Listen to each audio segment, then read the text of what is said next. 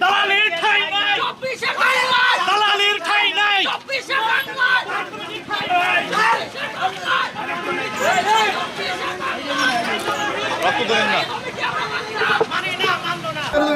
দুধ দিলাম ভাই, ওরা কয়জনকে মারবো?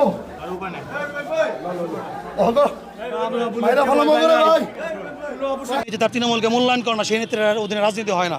যেই নেত্রী সেন্ট্রাল থেকে 55 লক্ষ টাকা আয় না, এই তার ওই নির্বাচনের ব্যয়টা এই মাঠে খরচ করে না, ওই টাকা মায়ের রাখা, সেই নেত্রীর অধীনে রাজনীতি হয় না। সে একা কীভাবে সাহস পারবে?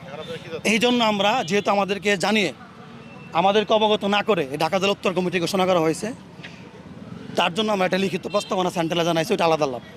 আজকে এখানে আসার উদ্দেশ্যটা ছিল একটাই, যে আমাদের ধামরাই থানার একটা কমিটি আছে, কমিটির অধীনে একটা কার্যালয় আছে, সেই কার্যালয়ে বসে আমরা সাংগঠনিক কার্যক্রম করি। সেই কার্যালয়কে ডাইভার্ট করে নতুন করে ধামরাই উপজেলার কার্যালয় এখানে স্থাপন করার একটা কুচক্র মহল চেষ্টা করতেছে।